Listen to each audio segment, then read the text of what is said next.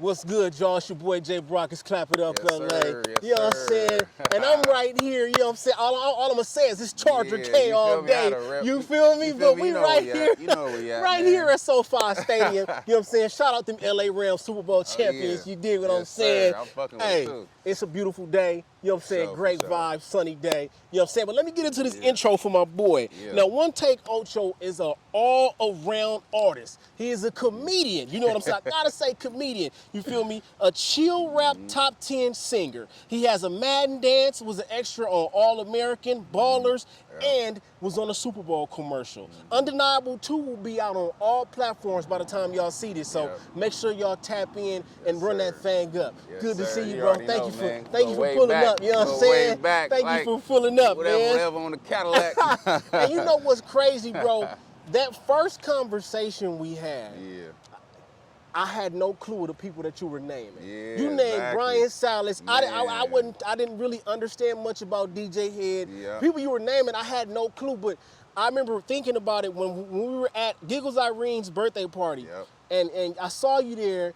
I'm like, wow, we took two totally different paths. And we end up in the kind of like the same circle of people, bro. Ain't that something? But that's how life works. Media personality, doing facts. for music and all Facts. that. And I'm an artist in the business, so it's like, from going from the football field to this, it's like, damn, like, here we go. You right, feel me? It's just another chapter in our life.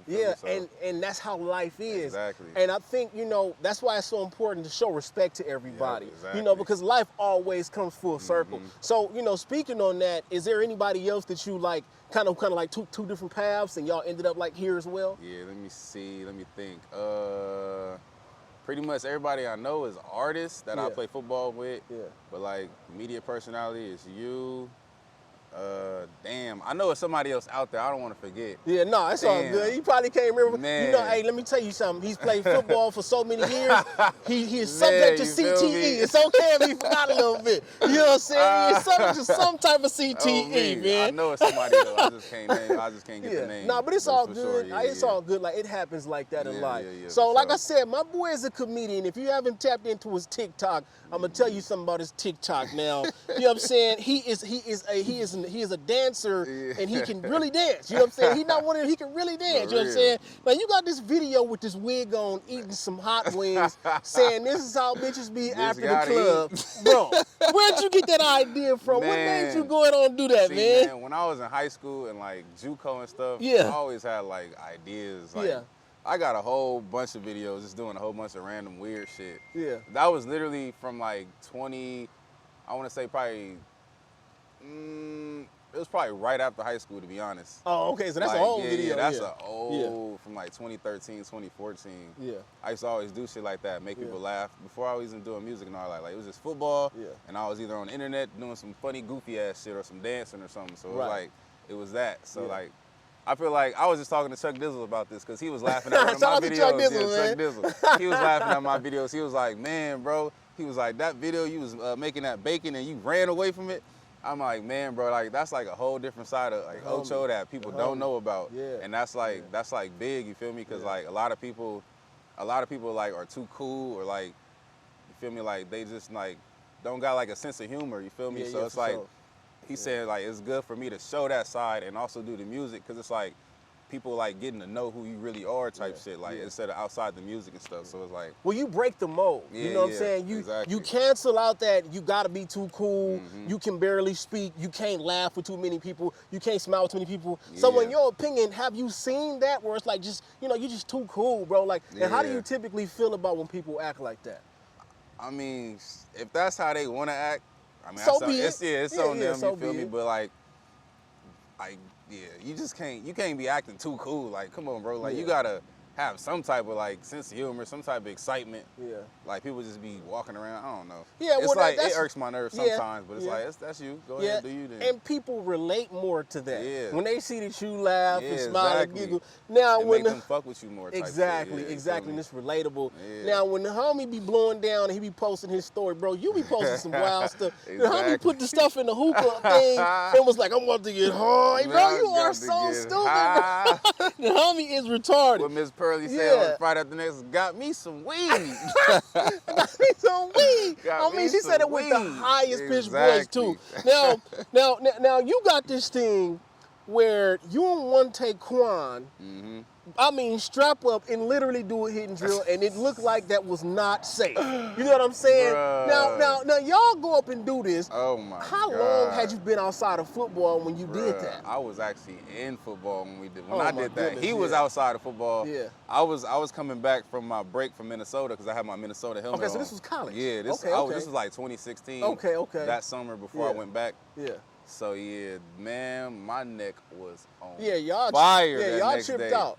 Like, man. Yeah, y'all tripped out. And we didn't have on no cleats too, so Yeah. we couldn't even get like a good grip in the ground Yeah. and like really go like On me. But that shit, yeah. And y'all didn't do the regular set go. Yeah, Y'all need to get up off the Yeah, ground. the Oklahomas. And you already know if you were the last person off the ground, Man, it's a wrap. See, I'm the type of exactly. player, if you didn't get up yet, I'm just going to slide on you. I'm exactly. going to slide on you, rub my nuts up on you and all that. You know what I'm saying? Completely dominate you. You know what I'm saying? Exactly, for But, real. you know, shout out to that. Man. How much of your sense of, because we know, as we spoke about in the first interview, Yeah. that you get your sense of humor from your dad and your mom. Yeah, Now, how literally. much of that sense of humor do you feel like has worked to your advantage throughout your musical career and where you stand now? Shoot, I mean, like, even before I was doing music, I was like kind of known in high school and college just for like being like goofy ass Day or just that goofy person. Yeah. So it was like, it helped, but it didn't at first. Because when I first started doing music, I was so goofy, people wouldn't take me serious. So it was like, okay.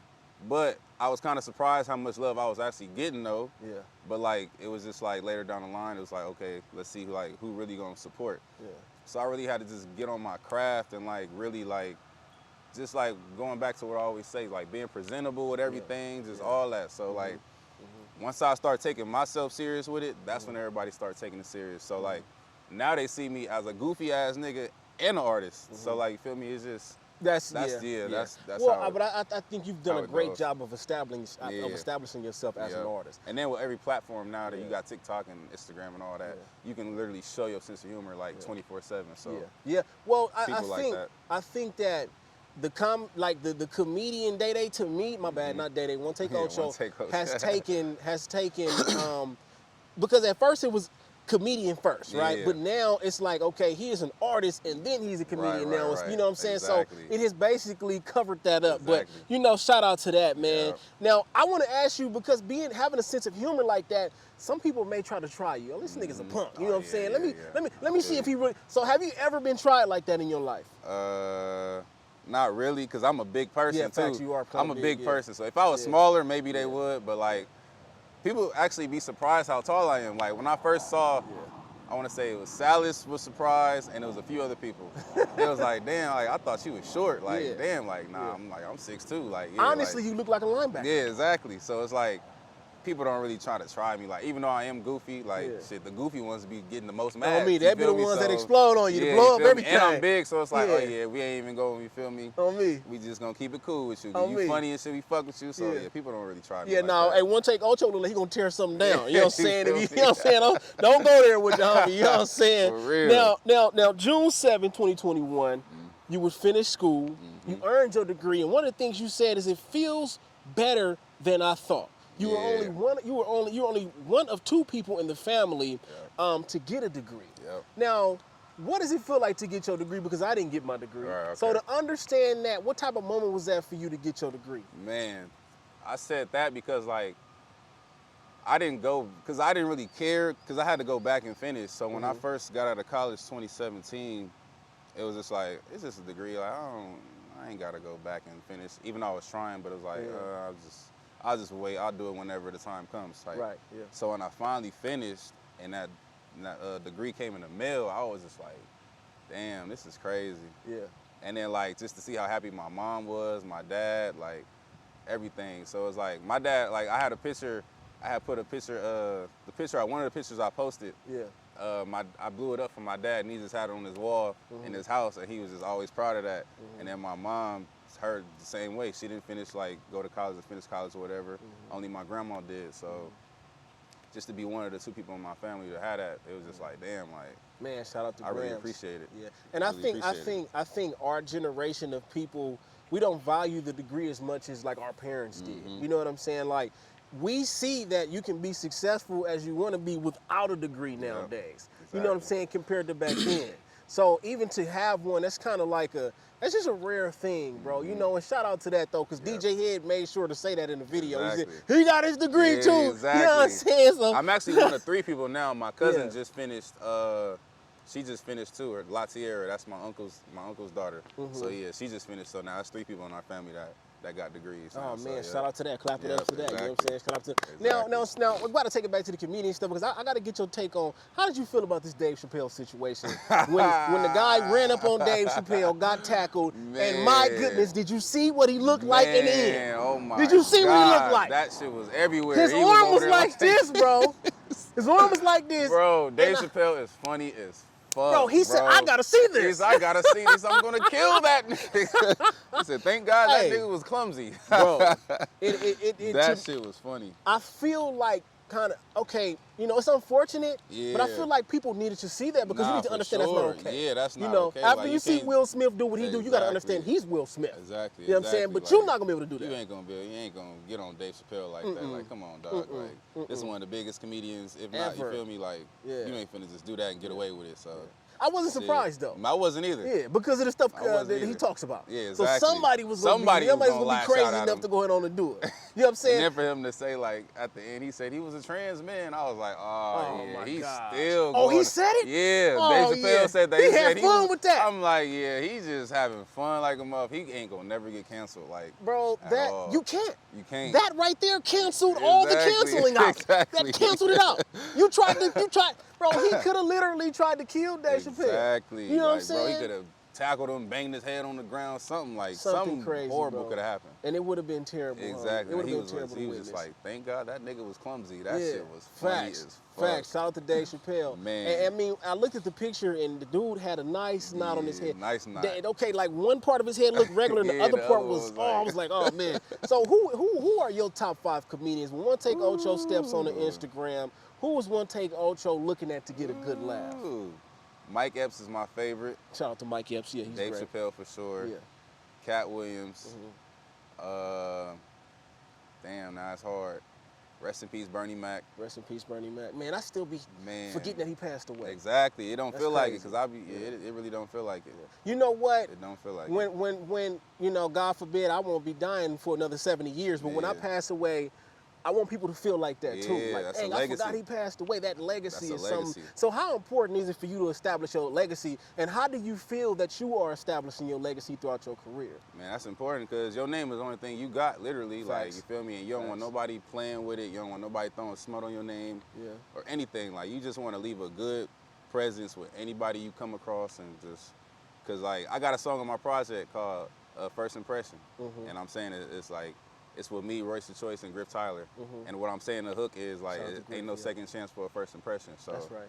That's right. I just always keep that in my mind, like, whenever I meet somebody, like, I still got to do better at that, because, like, sometimes I walk in the room and I'll shake only certain people's hand that I know, but I got to stop doing that. I got to, like, start introducing myself to everybody, you feel me? Because, like, it's no second chance for first impression. They might think, like, I'm weird for doing that, you feel me? So I have been doing better at that, but, like, yeah, I do want to leave a legacy, though. Like, when I'm gone and stuff, I want people to be like, man, Day was, like, he was a real dude, like, goofy. He was always happy. Like, he made everybody else around him happy and just laughing. And that's really, like, really what I want to leave. Like, Man, that's deep, because you know, I heard this first impression, like, there's what they say, it's no second chance for yeah, first yeah, impression. Okay, no second chance for first impression. Exactly. Now, when did you realize? Because I've heard that, you know, that terminology before, but to me it's kind of like, well, what if you see me this time and I'm on my game? You know what I'm saying? Right. You know, the first time you meet somebody, they could be driving a bucket, broke out on the street. Exactly. The second time you see them, they living in a mansion,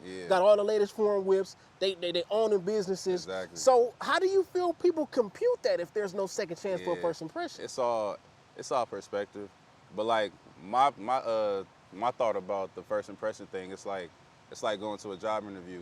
Like, anything you do, like, treat it as a job interview. Like, you want to look your best, you want to act you want to be you, but you want to, like, you feel me, leave that impression to where, like, when you leave that room, you undeniable. You feel me? Like, just like the project, you undeniable. Like, okay, like, this dude was a good dude. You feel me? But, like, what you were saying though, like if you weren't on your stuff and like you see you the next time you on your shit, shit, I'm gonna look at that like, okay, you was grinding, you was on your grind, so my impression of you is you know how to get it out the mud and like be who you want to be. So yeah, that's just to talk about what you talked about. Is there anybody that you've personally seen like that? Let me see. I mean, you don't have to say no names, but just if you can describe the situation. I have, yep. Okay. Yep, I have. Okay.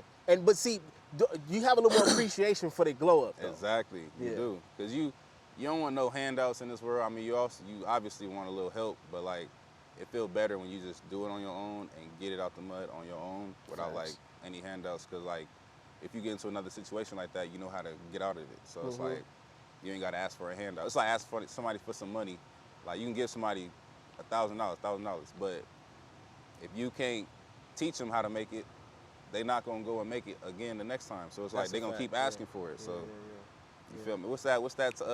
I heard Eric Thomas say something about the ATM. If you gonna go to the ATM and it's gonna give you money every time, you're gonna keep going to the ATM until it says no. You know what I'm saying? And we were talking about that in the other interview too, about how you just gotta say no. You gotta say no. You gotta say no at some point, no matter how painful that it is. You have to learn how to say no. Now, from then until now, how much more able are you to be able to say no? Because you are surrounded by people like shout out Brian Salas who can tell you no without a blink of an eye. No. DJ Head, no, without a blink of an eye. You know what I'm saying? So how much more have you strengthened that muscle in your game? I have strengthened it. Sometimes I don't reply, or sometimes I'll just be like, I can't. You feel me? So it's like, it's been the same. Literally, like I'm gonna say no, or I'm gonna just not reply. So.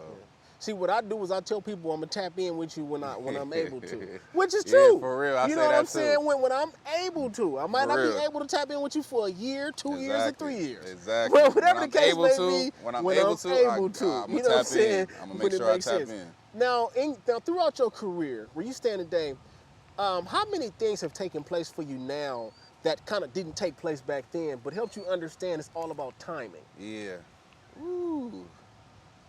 Ooh, did I get better from the first time? Man, for real.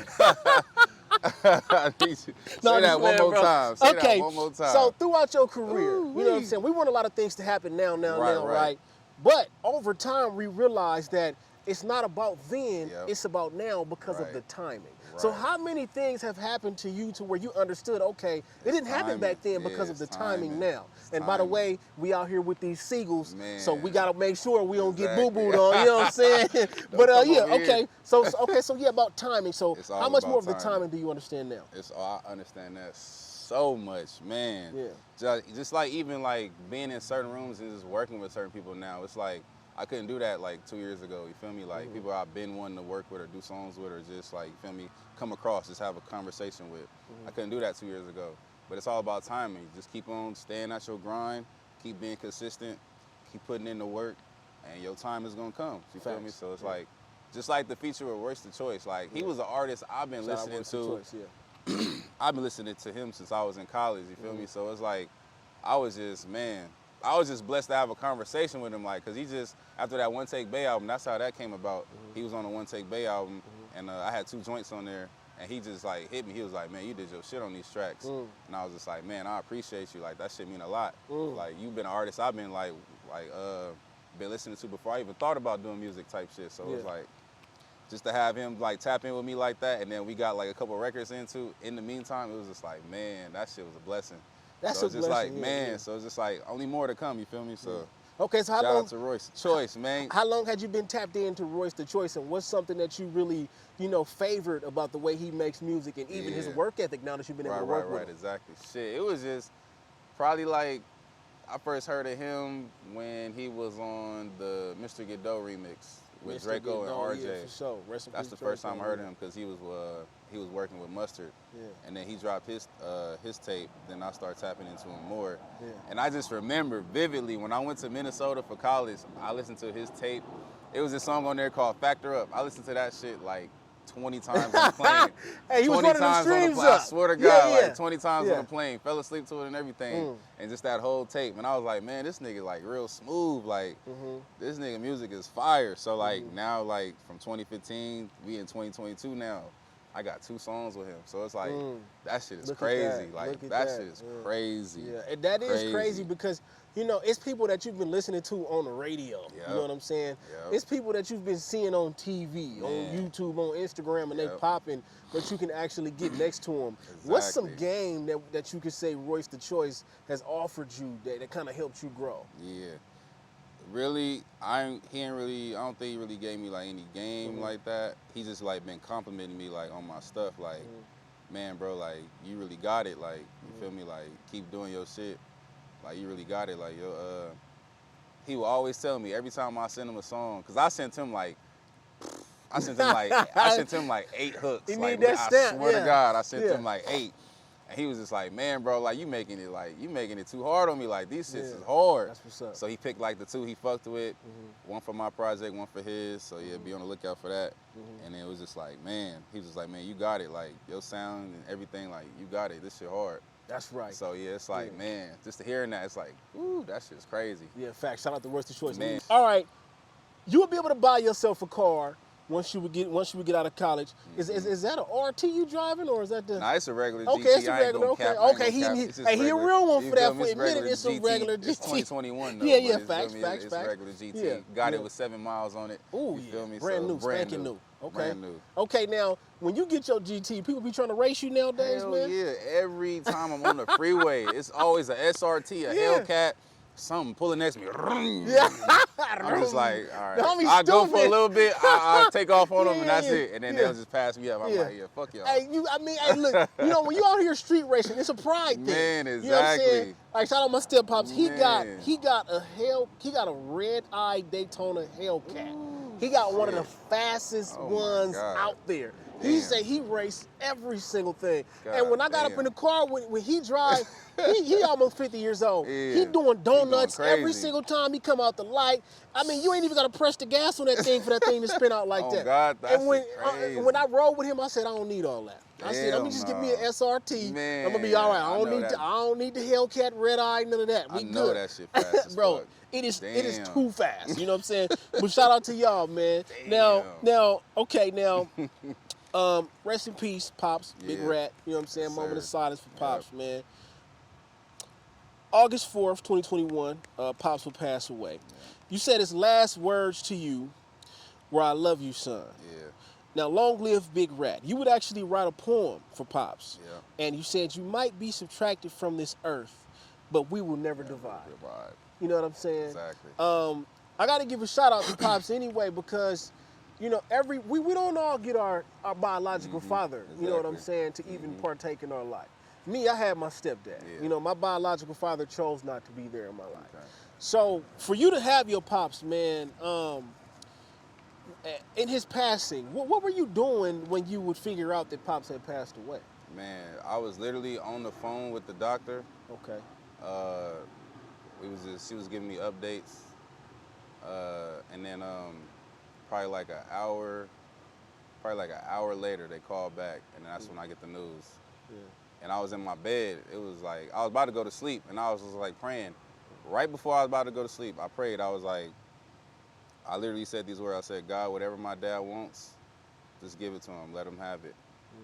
So probably like 5 minutes after that, I get the phone call. So like, I don't know. It was just heartbreaking. Yeah. And even like, shout out to, she like a stepmom to me. She was with my dad for like 10 plus years. Her name is Roma Cash, like a stepmom to me. Shout out to Mom. Yeah. So she was just always looking out for him, like making sure he take his medicine and all that, and just making sure he good. And like she was just telling me like, yeah, he just wanted to go home, like, cause my grandma, rest in peace to her, that's his mom. She passed away when I was 9, and he was like, how old was he? He was like 34 at the time. So he lost his mom at 34, and like since we lost our granny, he just been like sad every Mother's Day, every time her birthday came around. And so like my dad survived a lot too. He survived 2 motorcycle accidents. He survived being shot. He went to prison. Like he been shot at like multiple times. Like he survived so much. Man. So it was just like, I don't know. He told Roma one day, he was just like, man, I'm just tired of living like this. And like for her to tell me that, it was just heartbreaking. It was like, man, like I never knew that about my dad. Like I didn't know he like didn't want to like keep living like on meds and like trying to take like 10 pills a day just to like stay up. You feel me? So it was like it was just heartbreaking. So man, I love Roma to death for like being there for my dad and like just making sure he was straight. But yeah. I was in my bed though when I heard the news, and it was just heartbreaking. Now, was Pops like in a certain condition? Was he sick he had, prior to that? So he passed from COVID, but he had high blood pressure, diabetes. He had leukemia, so he was going through a lot. And like he's not used to like living like that. Like, cause my pops was like, he used to be a big hefty dude, like motorcycle club, just like always at get-togethers, parties and stuff, just like doing his thing. So like when his health started getting bad, like he was just like mentally, he was just like, I'm tired of this. Like I don't want to like live like this. So Man, it was like, I feel that. it was just heartbreaking to hear that. Yeah. And So, you don't know the stress that a lot of people are under. Exactly. And I feel like a lot of us kind of take not advantage, but we don't really realize how good we have it to really have all our limbs, to be able to walk, to be able to, you know, hear, see, you know, taste, smell, without having to, you know, take, you know, 10 pills a day. What type of awareness did that give you growing up, you know, seeing that, kind of like how you should take care of yourself? What type of stuff did that do for you? Man, I know, like, because on my dad's side of the family, like, health is like an issue. Like, I got a lot of like overweight people and like people just suffering from like certain health conditions. Same here, my granny, which is his mom, passed at 58 years old, and my dad was 54.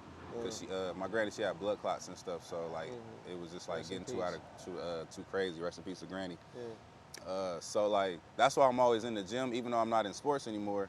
I'm still in the gym, like trying to like, you feel me, make sure my health is good. You feel me, trying to prevent heart disease and trying to just prevent like just getting diabetes or stuff like that. Even watching what I eat and stuff. So that's why I'm always working out, always staying like active and like fit, and then also doing things mentally to make sure I'm strong too. Like finding this music, this is why I fell in love with music, because it's like, it's another outlet for me to like get whatever I'm feeling, just to get it off right then and there. It's like therapy to me.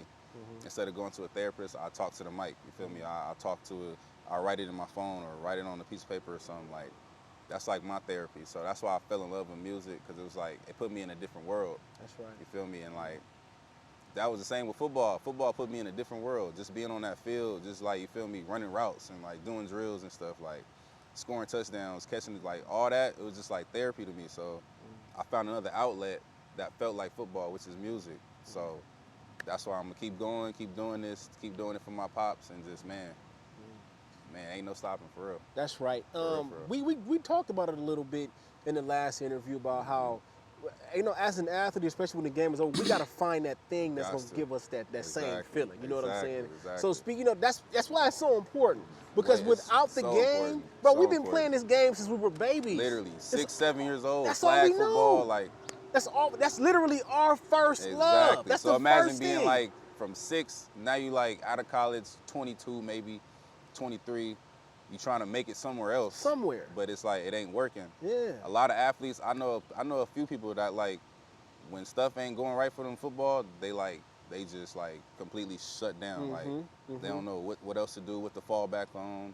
A lot of them ain't finished to go get their degree, and like they don't know what jobs to get or what they like interested in. Right. You feel me? It's a lot of people that don't really know what they're interested in. You don't have to have your degree. You just got to know what you're interested in. Facts. In order to pursue it. Yeah. So it's like, I was interested in music.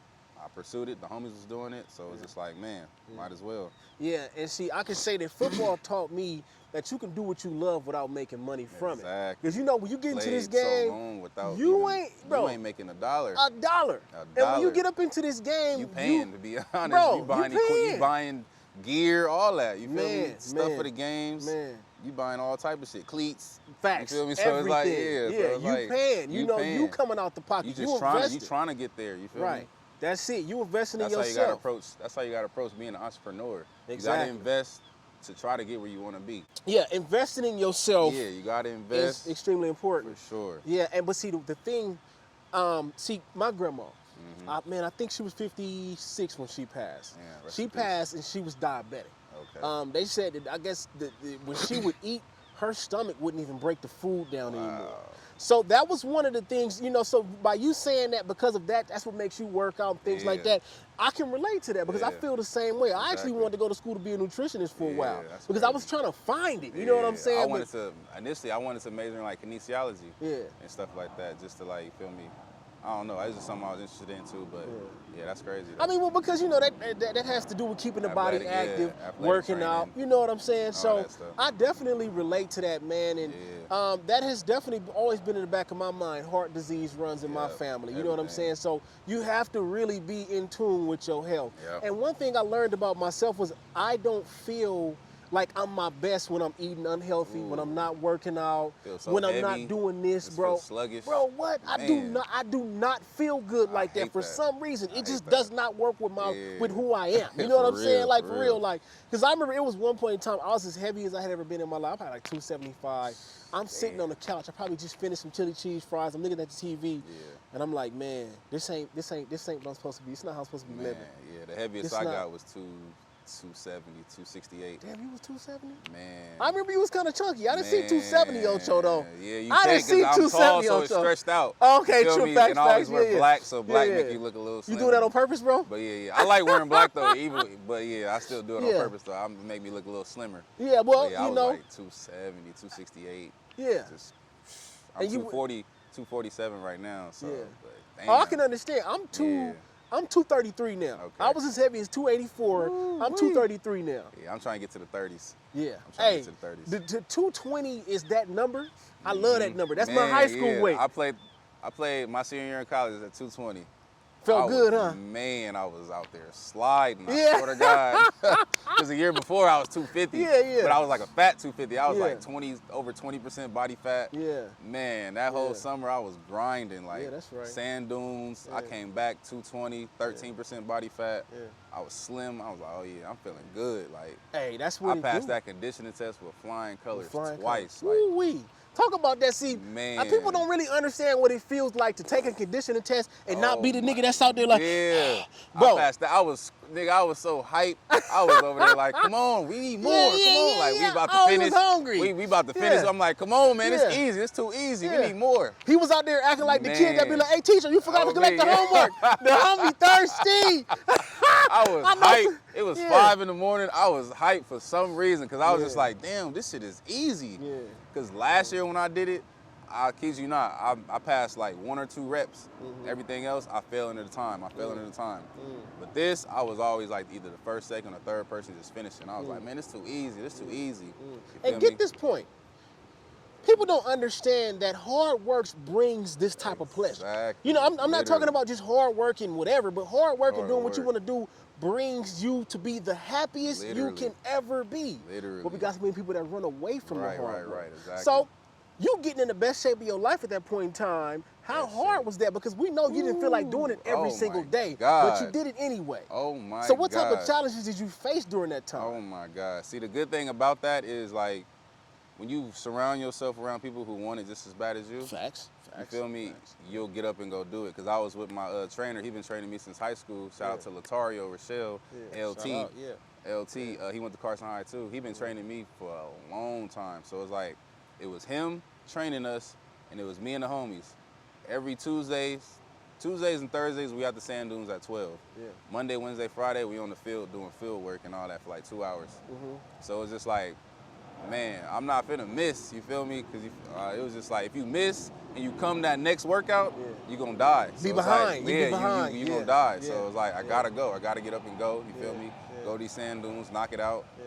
And it's like, man, that reward was so good, though. It's a blessing, bro. Oh, my God. Now, when you think about the way you've had to apply that same work ethic to what you do in the studio, you know what I'm saying? Because you got to understand, we developed this in football. We developed this playing sports, you know what I'm saying? So when we get into this part of the game right here, do you ever think about something that you could have did differently now, looking at what you do today? Not really. Everything I learned in football though is like I just apply that shit to music. That's it. That's all you can do. That's all you gotta do. That's all you can do. And it's already instilled in you. It's like, you feel me? Like you've been through this since you were 7. So it's like it's already instilled in me, and that's where a lot of people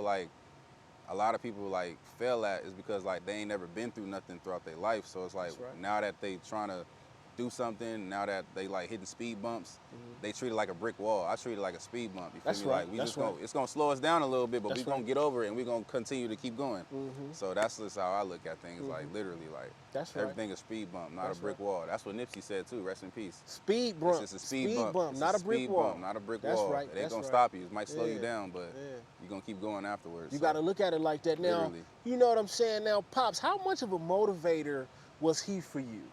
man, he motivated me every time I talk to him. Literally, like it'll be the simplest things. Like I'll tell him I'm doing something. He just be like, man, if you like it, I love it. You feel me? Keep doing it. Keep doing what you love. Whatever you do, just keep doing it. I just want you to be better than me because I was in these streets. I just finished high school, and after that, I was just in the streets, just doing my thing. So it's just like, man, if you like it, I love it. Like, because when I went from football to music, he would always ask me, like, you got any new songs? And I'll play it for him. He was like, oh, yeah, I like that one, son. I like that one. You know, I was like, yeah, I like it too. How much did you look forward to hearing his feedback to your music? Man, a lot. Because he was, man, I look forward to that shit every time, literally. Because even with my mom and my brother too, like I play them songs and they be like, oh, yeah, I like this one, I like this one. And then, yeah, I just love that. You need that support though, like, for real. Because if your family not supporting you, like you can always put in the work, but if your family not supporting you, you're going to feel like what you're doing is a waste of time. That's sometimes. the truth. You feel That's me? the Like truth. you're going to feel like it's a waste of time. That's the But when truth. you see your mom and your dad and your brothers behind you and your, like, just your cousins or whatever, you like, okay, this is really doing something. Like, I'm touching people's minds and hearts and stuff. Like, okay, this is doing something. So yeah, you just need that encouragement. You need that motivation sometimes. Now, did you really have a conversation with Pops about why are you all nest and why am I all nest and chest and you all butt and guts? And he said, I'm still get me a nut. Did you really have that conversation? Okay, he just made that up. He just had that. He just had that in the cut. But nah, that was funny. That though. was funny in the That mug, was funny, man. though. That was I'm funny like, in the mug. Stupid. He's stupid. Now, but nah, yeah. how much of the motorcycle culture have you been able to kind of indulge in and learn from Pops? Yeah, a lot. Every time I went to the motorcycle club, my dad would introduce me to the same people. He was like, oh yeah, this is my son right here. Y'all man, he's like, man, we met him, we know him, man. We know who that is. Yeah. It was crazy, but yeah, it was all love in the motorcycle club. Rare Breed, shout out to them. Yeah. Yeah, they even let me have my going away party up there when I went to Minnesota, like just for free. Because usually they'll have it like people booking the stuff out, but shit, they let me have it for free that night. It was open. There's always love. So shout out to Rare Breed for real. Were you of age to understand when your Pops got into motorcycle accidents? Yeah. Because like the thing about motorcycle accidents is when they get hit on a motorcycle, you go flying like, you know what I'm saying? Like so, your body doing all type of shit. So how old were you when those two accidents were happening? That was literally 2014 and 2016 when those two happened. So I was in college. 2014, that's when I was at El Camino College. Yeah. We thought we was about to lose him for real, because it was just bad. Like, it was crazy. He broke his ribs, his shoulder, his knee was like out of place. It was like a whole bunch of shit. Like, it's crazy. They had to do a whole bunch of surgeries, and it was just crazy. So that's what I'm saying. I don't want no motorcycle. Man, so he was like, and he was older too, so it's like that healing process for him was crazy. He lost like 100 pounds. Oh, man. He went from like 320 to 220, like literally. So it was like, the good thing that came out of the motorcycle accidents is he stopped smoking cigarettes though. Okay. Like he was happy about that. He was like, man, I can't stand the smell of cigarette now, but I'm happy I ain't smoking them no more. Cause he was smoking them for like 15, 20 years, like a pack, 2 packs a day type shit. So it was like, that was the good thing that came out that negative. But yeah, it was 2014. How old was I? I was 19 the first time, and then I was 21 the second time he had it. Now, I know the first time, as his son, you probably like, Dad, you just stop riding this motorcycle. Man, you should let it go. like, Did he ever once consider that at that point? He never did. He always couldn't wait to get back on the bike. And it was just like, bro. It was just like, man. I mean, we got to think about it. Yeah. We played football. Exactly. If we get hurt, we can't wait to get back on the field either. You know what I'm saying? But that's just the love and the passion for it. Yeah. Literally, the love and people feel like that about motorcycles. Yep. I mean, when you break it down like that, it's easy to understand. Yeah, you know what I'm saying? Exactly. So when you think about it, You've had a long life with your pops. Yeah. What's a memory that you have with pops? Maybe y'all was at Disneyland Yeah. or something like that as a child. Yeah. That's something that you probably, like, you can never forget this one thing. I always remember, because he took me to every football practice. Okay. I would never forget every time he took me, just like me sitting in that passenger seat, we in this Cadillac, he bumping the music loud, he got the TVs in there, we watching like movies and stuff on game day. I'll never forget that, like for real, like. I was probably the happiest kid ever. Like, like my dad he got this motorcycle, he got this Cadillac, he got TVs in his car. He the man. He the man, like, I always think about that. It was like, man, I loved it. I love like thinking about the moments. I was with Inglewood Jets too. Inglewood Jets. That's down the street. You know what I'm saying? It was right here in the city of champions. Right, you dig what I'm saying, man? Now, okay, how is life for 1TakeOcho today? Okay, with the passing of Pops, do you ever have the urge to call Pops like, man, I wish I could just call him one more time? All the time. How do you deal with those moments? Because I never really understood how people even deal with that. Yeah. I mean, I got a lot of videos of him talking. I got a couple voicemails of him. I go listen to those or go watch the videos or just go look at pictures of him and stuff. Yeah. You know what I'm saying? Reminisce about it. Yeah. Shed some tears and everything. But it's just like, sometimes I just be like, man, I just want to call him one more time, just have a long conversation. Yeah. But I be dreaming about him too a lot. So does that help you a little bit? Yeah, it helps me a lot because every time I see him, he looks healthy. He looks good. He's like back to his big self. He looks healthy in the face. He's not skinny no more. And like, he always, and we like have a little conversation that I remember and all that. So it's just like, he always be coming to me in my dreams, so that helps a lot though, for real. Yeah. You know what? I had a dream or two of my grandma since she passed, but it scared me though. Yeah, that first one, I'm not gonna lie to you, the first one I had about my grandma scared me. Yeah. Because like she didn't look herself for some reason. It was just like, whoa, what the hell? Yeah. But like she gave me a hug and I hugged her back and I was crying and I woke up like, oh, what the hell was it's kind of like, what was that? Yeah. I see. I'm afraid of the spiritual stuff. Like I can watch scary movies about Michael Myers and that's weak. Yeah. Not weak, nah, it's not weak. That'll scare you too. But the movies that get me are the Paranormal Activity. Dude. I don't know if you saw The Exorcist, but The Exorcist that came on like in the 70s or the 80s. Oh, I ain't seen that one. My goodness.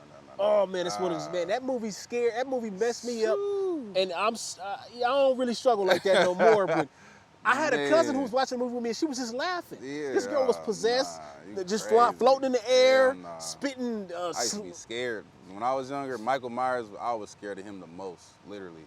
Like, my cousins one time had a Michael Myers mask, and they was chasing me around the house. I kid you not, I locked myself in the closet, and they was like banging on it. And then like I opened the closet and they was hiding whatever. Oh man. And they like popped up and scared me and I was like, oh. Man, I peed and shitted on myself in that closet. You I was capping, scared. bro. I had to be like 7 or 8 years old. Yeah, he was a baby. Why y'all do bro like that? Man. Oh he fucked me up with that one. Dang, to be a 7, 8 year. Michael Myers scared the shit out of me for real. So so other than Michael Myers, what's another movie that like did Chucky get to you? Nah, did Chucky Jeepers Creepers get to you? What's another movie that really got to you? It's like the Blair Witch. That movie got to me. I don't think I've seen for some reason, I had a nightmare after I watched Batman one night. I went home, went to sleep, and had one of the worst dreams of my life. Oh, that's crazy. And what it was I was in like a elevator, and all I heard was the music from Batman playing, and it was dark, and it was ridiculous, bro. That's crazy. So that right there was so. I mean, so what would you say is like another scary movie that would get to you like that? It was Michael Myers.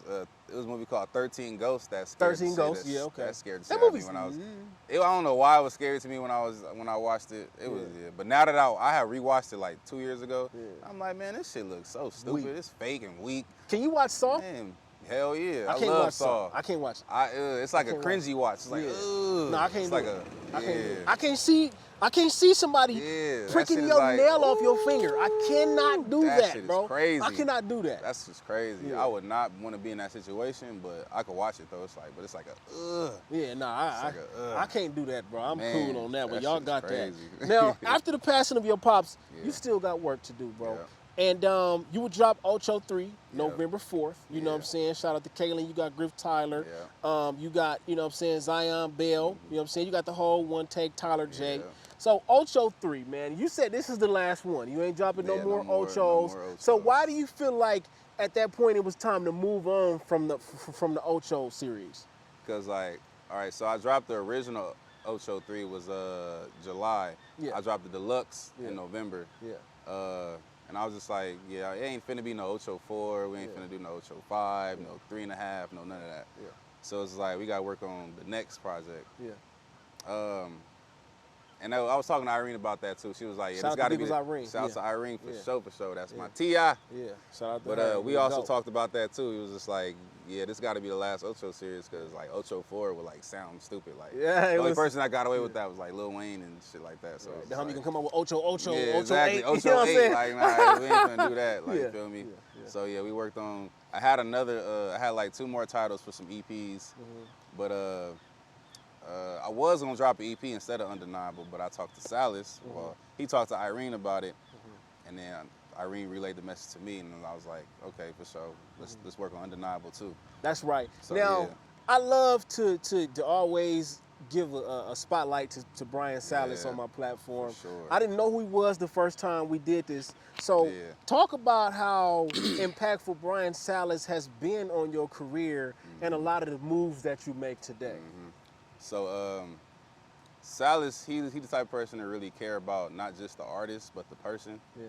Because he reached out to me even when my dad passed away, and then he reached out to me again after the funeral, and was just like making sure I was good, making sure I'm doing stuff to like stay mentally strong and stuff like and all that. And I was just like, yeah, I'm good. Like I'm gonna take a break from music for a little bit. And he was like, yeah, you should definitely do that. And he was just like, yeah, he's just always there and stuff. So like. He's always giving me like little pointers, little game of what I should do in my songs, like work on, like one thing he told me was to work on second verses, which is what I did in Undeniable II. He told me to work on bridges, which I did a little bit in Undeniable II as well. And he was just telling me like that'll like take your music and it'll take your music to the next level, because like my songs are too short. Like when I have a single by myself, it's always a hook, verse, then the hook, and then the song is done. I'll never like have a bridge, or I'll never like have a second verse on it. So that was one thing he told me to do, which I incorporated into this project. And then yeah, he's always been there since I met him, literally. And it's more to come. We're gonna see what the future holds. I'm already knowing like it's way more to come. Like I know he got way more things to tell me. It's gonna be a whole bunch of other. Man, Salas is really a GOAT. Him and Head and Chuck Dizzle and all them.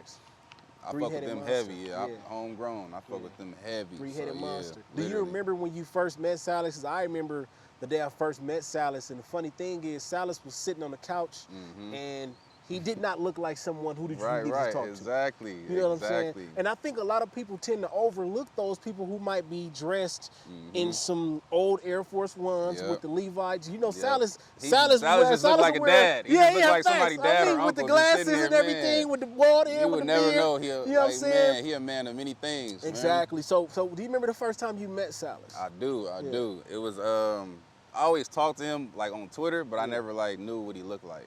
So Quan, 1TakeOcho had a album release party. I got to get him on here one day too. For sure. He had a mixtape release party for his I'm Not a Rapper, I'm a Ratchet. It was in November of 2020. And he was just sitting there outside when everything was done, and then Irene was like, there's Salas over there. He want to talk to you. And I was like, okay, you Salas? I was like, oh, what's up, man? He was like, yeah. He's like, man. He's like, I'm just never out like that, you feel me? But like, I always be seeing what y'all be doing and everything.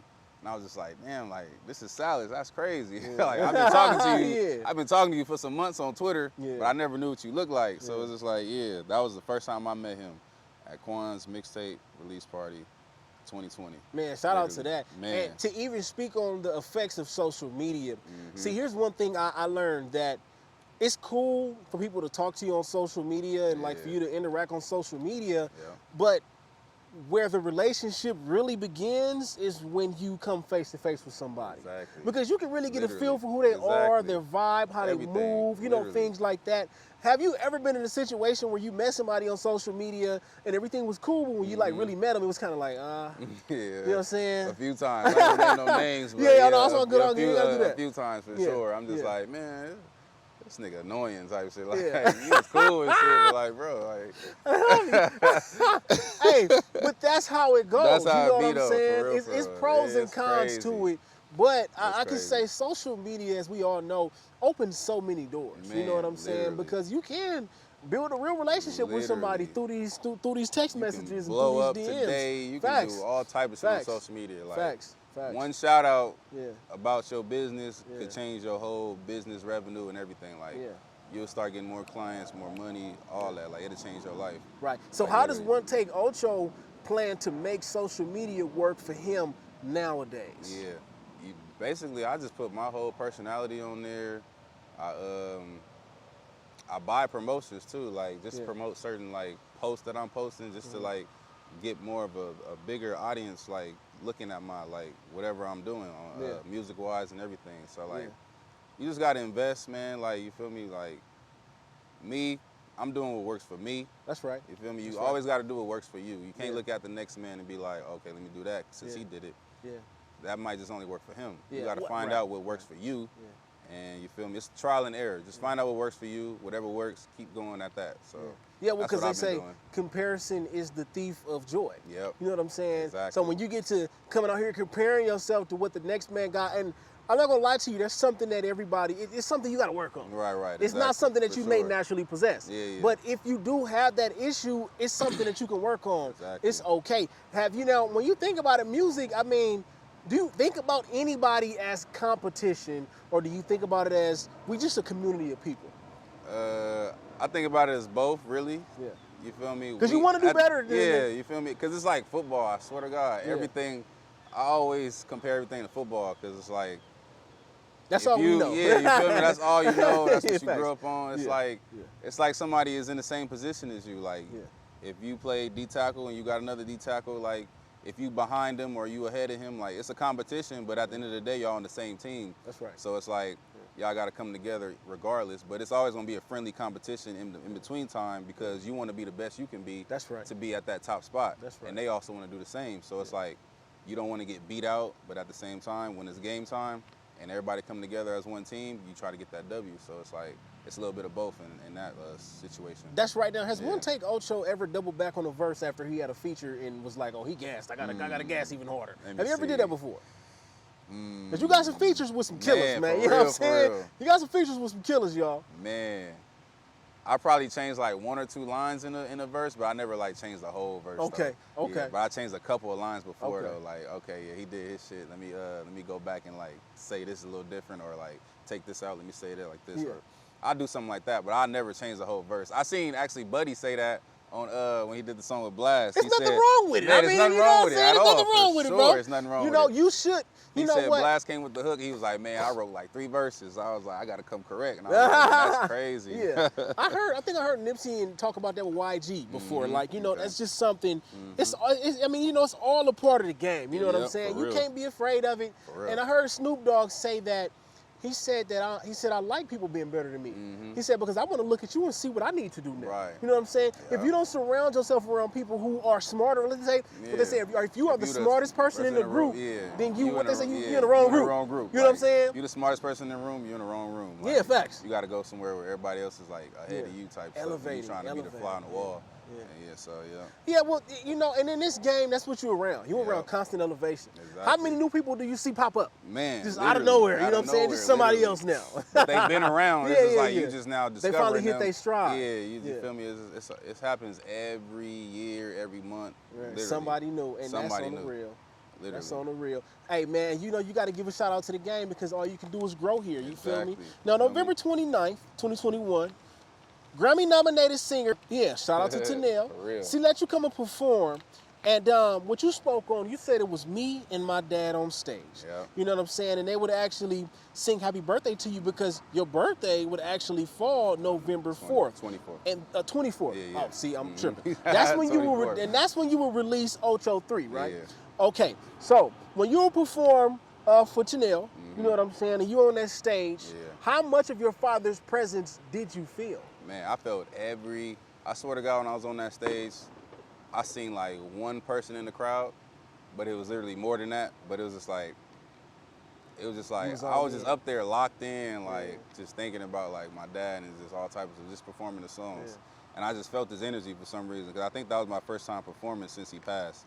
So just like, I don't know, I just felt his energy that day. Was it a little more difficult performing after the passing of your pops? Yeah, it was kind of difficult just to do music in general. Okay. After that's why I told myself I was gonna take a little break and everything. So how would you feel when you stepped in the, like, if you thought about stepping in the studio? Okay, we know, of course, that was a difficult situation, your pops passing, but, you know, explain why you felt that. You know what I'm saying? Why exactly, you know, what exactly was that you felt like? I can't even, was it that you couldn't even get creative anymore? Yeah, I couldn't even, like, think about what I wanted to talk about. Okay. Like, anything, like, because I ain't lost nobody that close to me, like, ever. Like, my grandma, I was 9 years old, but, like, I'm a grown man now. My pops and my parents are, like, my closest people. It's a different understanding. Yeah, it's a different thing. So it's like, I ain't never lost somebody, like, that close to me. So it was just, like, I couldn't even, like, I couldn't think about what I wanted to talk about, like, anything. Like, it was just hard. So I was just like, let me take a break. Let me make sure I'm good mentally. Let me make sure everything else is good mentally. It's just like, I couldn't do anything. But when I finally got back to it, I got back to it. So it's just like, I mean, that's why this Undeniable II project about to come out, because I literally been working on this project since November. And we're gonna jump all into that. Exactly. Because, you know, one thing that DJ had, he posted a video not long ago, and he was talking about need to be surrounded by people who are elite. Yeah. He talked about how Glasses Malone's mom had passed away in jail, and Glasses Malone still had like a meet and greet to carry out. Meet and greet. You know what I'm saying? And that's why, you know, when you're doing what you love, that's why I kind of say stuff like, you can't let nothing stop you. You can't. You know, you have to have to work through whatever life throws at you, because this is what you really love to do. And quite honestly, this is how you become successful. Rather that situation be that you broke for a year and some change, or, you know, relationships go bad, or you have to sacrifice certain things, whatever the case may be. When you want to do something in life that you love, you have to sacrifice, and you have to fight through whatever emotions that you're going through. So shout out to that. Now, let's jump into Undeniable II, okay? Undeniable II. The album is dedicated to my dad, which features your dad's lowrider, which he passed down to you, and you wearing your dad's Letterman jacket. You consider these symbols of protection. You said protection by his presence and energy. He is your guardian angel. Now, I also see you have a tattoo of your dad right there on your arm. Here. That tattoo, that is beautiful. It's crazy. Okay? I got this like 7 years ago too. Wow. Literally. Wow. Whoever did you get it redone? Nope, it's the same, just like that. I got my mom up here. Okay. My mom is up here. Okay. Break the sleeve down. The whole thing. You feel me? Break the sleeve down. It's my mom. It's a quote. There has never been, nor will there ever be, a relationship that's quite so special between a mother and a son. That's right. And then my dad, right here. God's timing. We talked about timing. What's crazy? It's beautiful. All that. God's timing. It's a dove right here with a football with a ribbon around it. You feel me? One take. And then I got my mom's name right here. And then both my brothers' names is in the back, Jai and Chris. You feel me? So this is my favorite arm, literally. Yeah, I mean, 'cause it's like, it's detailed. It just looks good to me. If so. you need to shout this guy out who did these tattoos. Poncho, because my guy. Poncho the artist. It looked like this just happened. He said 7 years ago. This 7 years. Brand new. I ain't been tatted. My last 2 tattoos was the back of my ears right here. But all these was like 2015, 2016. Like just a longer time ago. So how much more meaning did this tattoo of your pops do? Because it looks as if you got this when he passed away, because it just looks like he's watching. You know what I'm saying? So how much more meaningful did this tattoo become for you after his passing? It mean a lot now. It's like, because when people don't even know, like, I'm tatted like this because I'm always like wearing sleeves or something. So like when I finally show them, like, oh, you got a tattoo of your dad, like that's dope. Oh, that's crazy part is I had this since like 2015, 2016. Crazy, I thought this was brand new. That's crazy. Nah, this is old. Everything is old. Yeah. But it mean a lot more now though, because it's just like I get to look at it and just like, you feel me, rub it a few times or something, just look at him, look like he looking at me, so just like. That's right.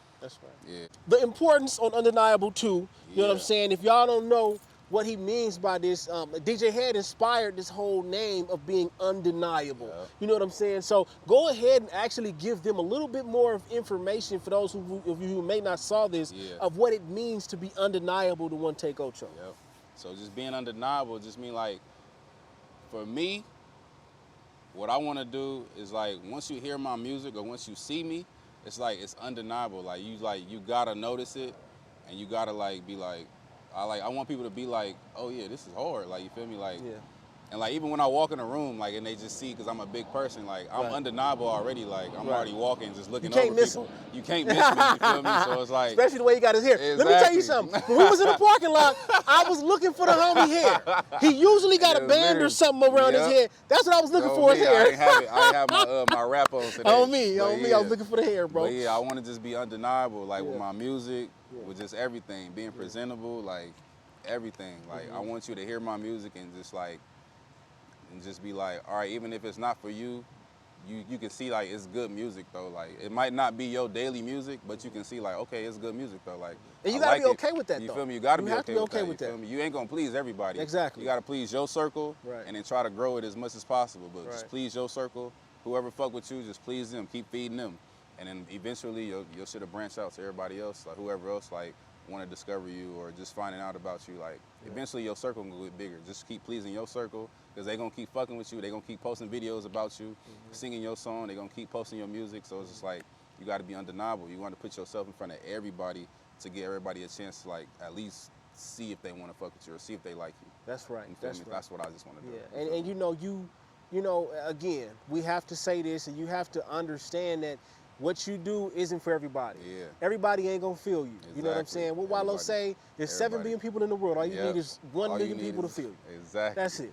You know what I'm saying? And you know what comes with this game, shoot, as a motivational speaker, I can't sit up and say that everybody watch my videos. Exactly. My messages may not be for you, but that's okay because guess what? It makes me happy. Yep. And I feel like I'm living in my purpose by doing that. You know what I'm saying? And it's like also self-reminders too sometimes. So it's just like, that's I think that what I believe is that you can go on my page and I have a video for everything that you may go through in life. You know, if I haven't touched it yet, it's coming, guaranteed. You know what I'm saying? Yeah. And when you listen to 1TakeOcho's music, he has a song for everything. Literally. Every single situation. On this album. The vibe. You know what I'm saying? Literally. What you bring into the table, the way that you even sing. You know what I'm saying? You have something for everybody. So on this cover, beautifully made, beautifully put together.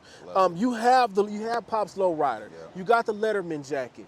So getting that lowrider, it looked like you don't even know how to hit the switch because at the funeral, it was another guy hitting the switch for you. You sitting there just laughing. When I first got it, I was just like, I don't know how to do this shit. Yeah, he did it for me. So are you a little more familiar with it now? Yeah, I am. Okay, I'm way more familiar with it now. I see it was a certain point where you was washing his car at some point. Yeah, right? I was washing it. I wash it like every other week or every week. You feel me? I drive it every week. So it's just like, That's something that's important for you to keep it clean? Okay, Pops kept the lowrider clean. Yeah, he kept it clean. Okay.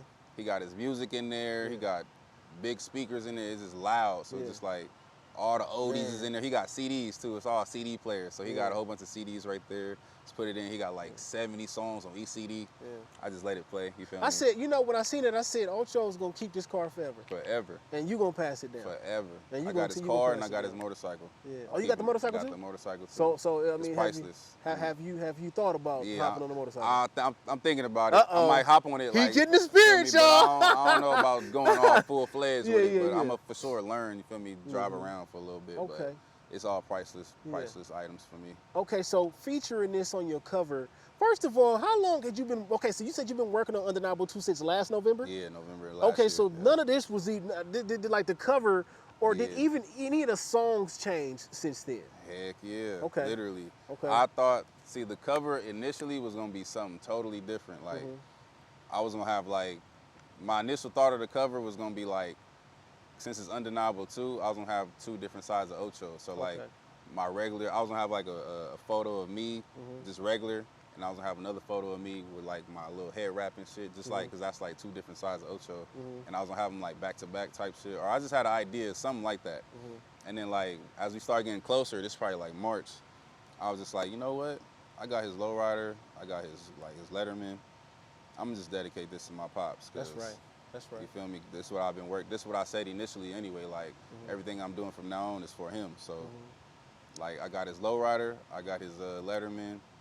My guy Iffy, we went over there and shot some photos for it. I shot a video that same day, too. So, yeah.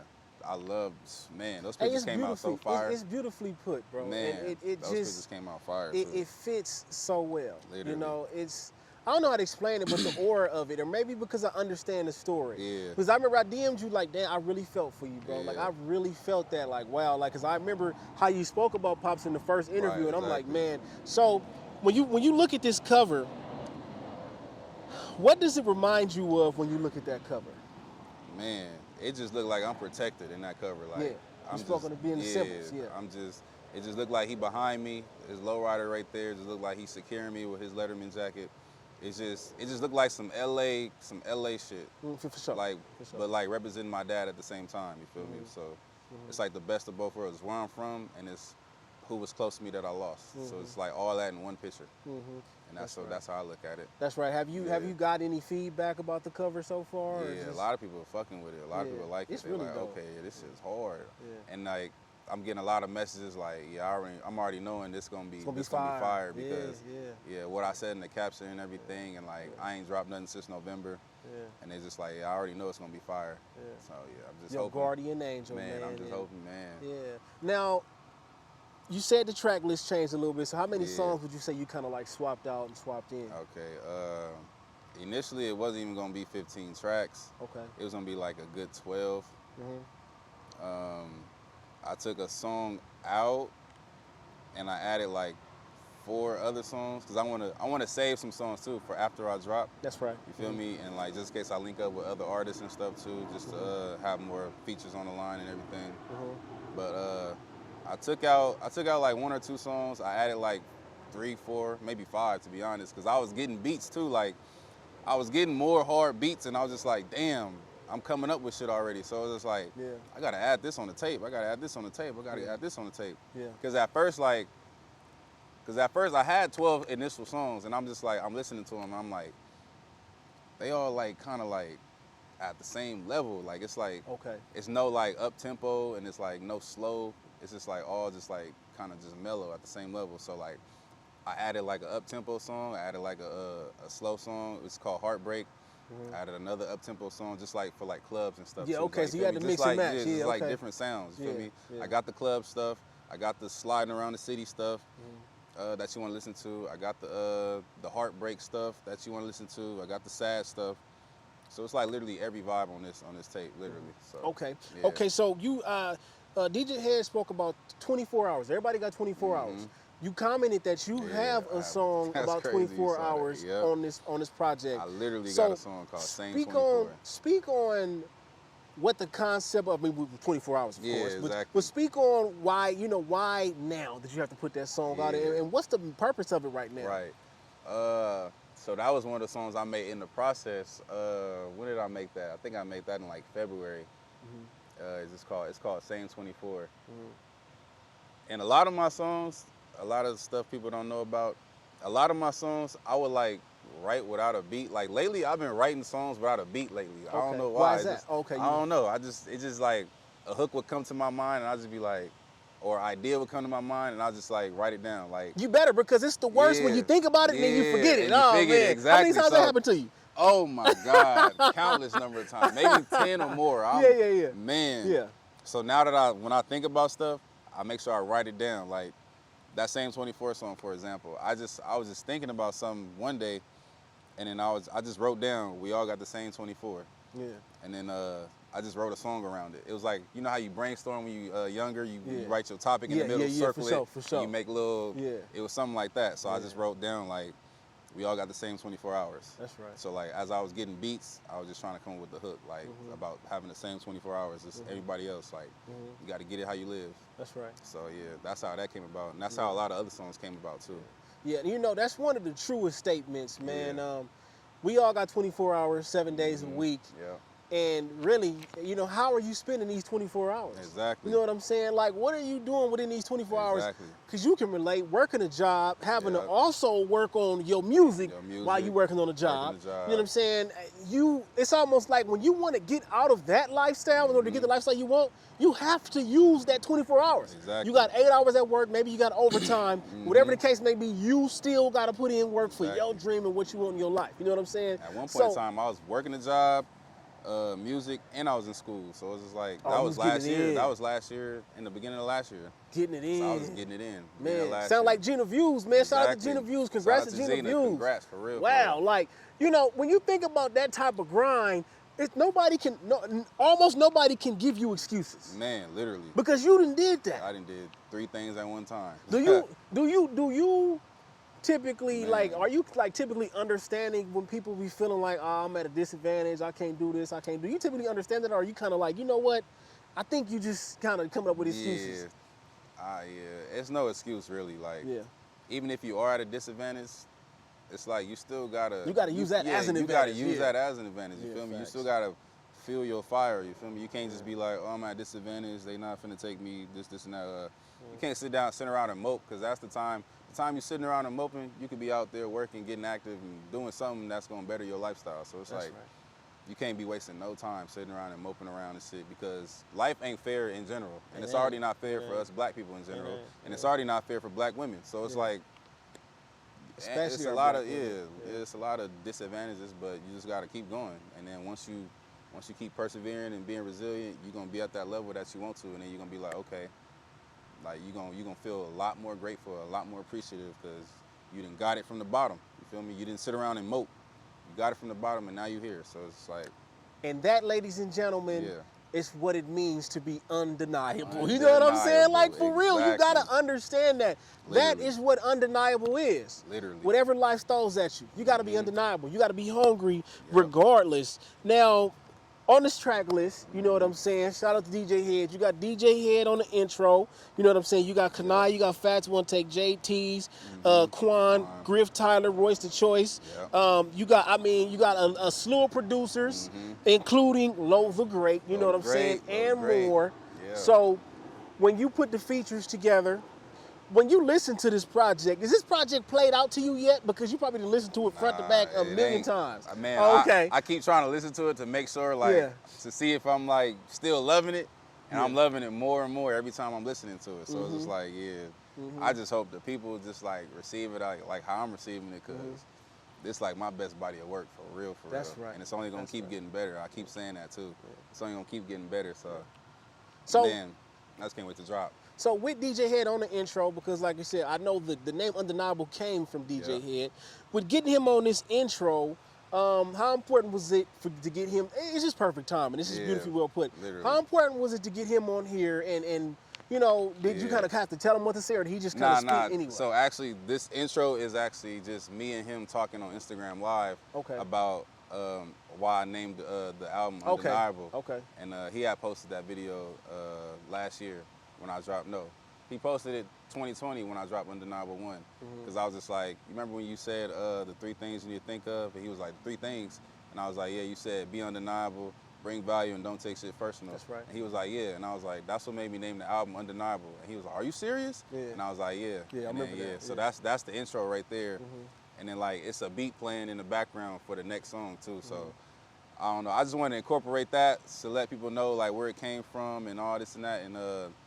And also it's just something to do for a project, because you will always see that in like older projects or something, like people will have a skit or like an intro and like it'll go into the next song type. I just wanted to incorporate that in the album too. So, and also pay homage to DJ Head for also helping me with that title without even knowing. So without even knowing it, so it's just like, and you know, your words are powerful.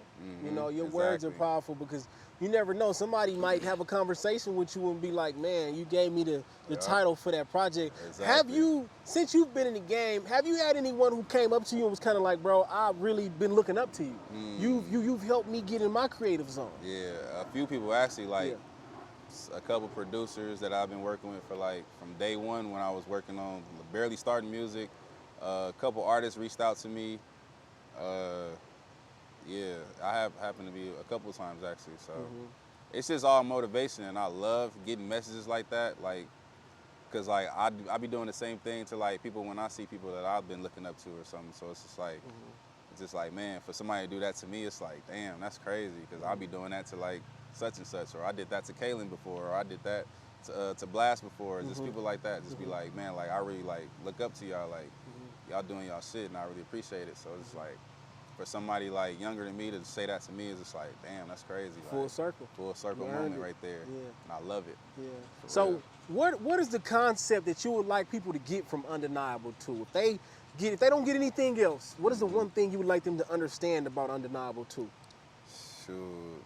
The one thing that y'all can get or understand at least is that I'm doing it for my dad. You feel me? Like, if you look at the cover, if you look at the song, I got a song on there for him too. If you don't like nothing else, you can at least listen to that song and then you'll get like, I'm doing everything for my dad. So. How long ago did you make the song about him? Okay, so I made every other song. I was kind of like scared to make a song about him because I didn't want to be like in the studio crying and just like trying to spill out all my thoughts and everything. Yeah. So I literally saved that one for the last studio session I had for the album. And I literally made that April 26th, literally. And that was, what's today, May 7th? So I made that a couple weeks ago, literally. Oh, so that took you a while. Yeah, it took me a while to do that. Okay. I had stuff written down, I had the beat and everything, but I just took my time on it and I did it on my last studio session. Yeah. So yeah, okay, got that out. Okay, shout out to that now. Yeah. Got to give a shout out to the homegirl Giggles Irene, man. Yeah. She is a GOAT. I want to ask you, what does Giggles Irene mean to you, and what's the relationship like with Giggles? Man, she is the GOAT. She like family for real. Like, she is family. She's not like family. She is family. Sure. Like, yeah. I look at her like a real like auntie. Like, for real, Shout like, out to Giggles, man. like for real. Like, she the GOAT. Yeah. Man, everything. Man, she doing everything I can't do. Yeah. Like, all I gotta do with her is focus on making the music. Yeah. And she the one behind the scenes making a lot of moves. You feel me? So, and she also like working on her own stuff. Yeah. She also got her own job. So it's just like she the GOAT really. And like a lot of people don't realize it now, but they are. And a lot of people are just now realizing this. You feel me? So it's just like her time is definitely about to come. She got some stuff up her sleeve that's finna just unfold. So yeah. Facts. Shout out Arena's to a homegirl GOAT, Giggles, for real. man. Make sure y'all tap in with that now. You were listed on Chill Rap Top 10 Singer, and I mean, you were amongst Blast, Kaylin for real, Roddy, you know what I'm saying, Bino Redo. You are on this list. Man. Does that mean, you know, do you look at the list and these type of things? Do you even get into that at all? Yeah, I do look at them. Yeah. And like, this was probably like the first list or the second that I seen my name on. Yeah. And it was just like, crazy. It's crazy. It's all about crazy. to like, more is about to come. Like when I see stuff like that, I'm just like, all right, more stuff is about to come. Good and bad though. Like, I gotta be ready. As much as I gotta be ready for the good, I gotta be ready for the bad. Because like, once you're at your highest, that's when the bad start coming. The devil try to get you and everything. So it comes hand in hand. Man, Baby. so you gotta be ready. You gotta be just prepared for the worst. Just you are for the good. That's right. That's right. Now, before we wrap this up, 1TakeOcho, I gotta ask you, when you think about everything you've been through in life and where you stand today, what do you clap it up for? Man. Besides the Chargers, you know, we don't care about that I'm clapping it up for Stadium, you feel me? Man, I just clap it up for being here, man, being alive, doing what I love, loving what I do, having a good circle around me, just my family, everybody. Everybody that's around me in my circle, we gonna clap it up for them, and we gonna clap it up for just staying mentally strong, just making sure you're taking care of your mental health, everything, because it's a lot of suicides going around. It's a lot of stuff going around. Social media can like really tear somebody down, and they can feel like unwanted, and just like a lot of stuff in this world, it can make you feel unwanted. So we're gonna clap it up just for being here, staying strong, being alive, and long live Big Rat, long live my pops. Undeniable II is here. Yeah. By the time y'all see that, Undeniable II is gonna be already out. Literally. You know what I'm saying? Long live Big Rat, man. Hey, appreciate all y'all. Make sure y'all go run that Undeniable II up. My boy 1TakeOcho right here. SoFi, LA Rams Stadium, you know what I'm saying? Chargers killer. Got the Chargers, you know what I'm saying? On. I had to wear it. Keenan Allen on this motherfucker. Oh, man, you seen him out here shining, you know what I'm saying, and grinding. Straight like that. Make sure y'all like, share, subscribe, do all that good stuff. Clap it up, LA. Yes, sir. You know what I'm saying? We out. Clapping it up. Yes, sir.